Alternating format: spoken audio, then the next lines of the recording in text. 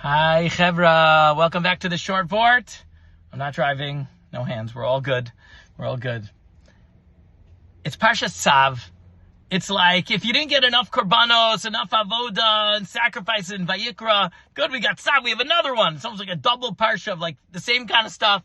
And if you didn't get enough of that, we have Para after this, right? In this week's Shabbat, this week's parsha, another sacrifice and Tahara and these details, Manusha and whatever. And it seems on some level like, man, this is like the boring stuff.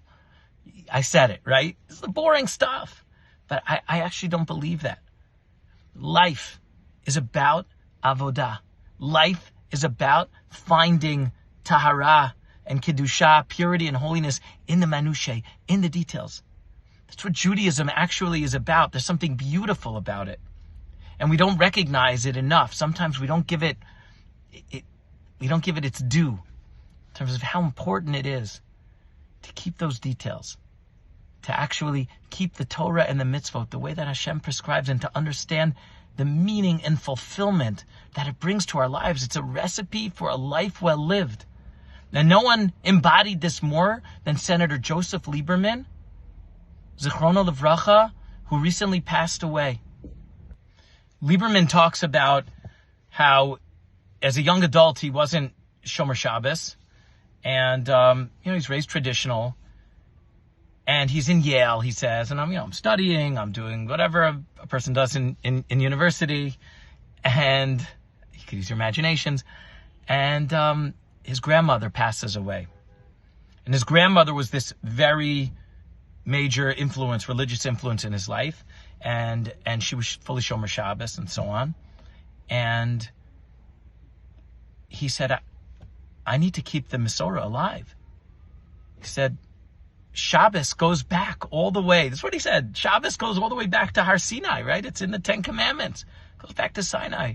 And my family's been keeping that until my grandmother, and she's been doing it. What, now it's going to die with her? I need to keep this going. And think about that. And he took Shabbos and he brought it into the mainstream. There's a piece of him about Shabbos because he wrote a book called the Gift of Rest. And there are pieces about him. You could Google on CNN or other websites, other news sites that go and visit him on a Shabbat, right? Or he does a mock Shabbos for them before and explaining what Shabbos is. And it's unbelievable. Stories of him and John McCain and others who he had relationships with, who ended up, they would walk home with him, with his Secret Service flanking them, walk home, sometimes in the rain, back to Georgetown after a vote on a Friday afternoon. And he says, like, I didn't become who I was, right? A U.S. Senator and a vice presidential candidate, despite my keeping of Shabbos. It's because I kept Shabbos. It's because of who I was, with the way it gave me definition and meaning and fulfillment, and a day to just reflect and know who I am. That's avodah.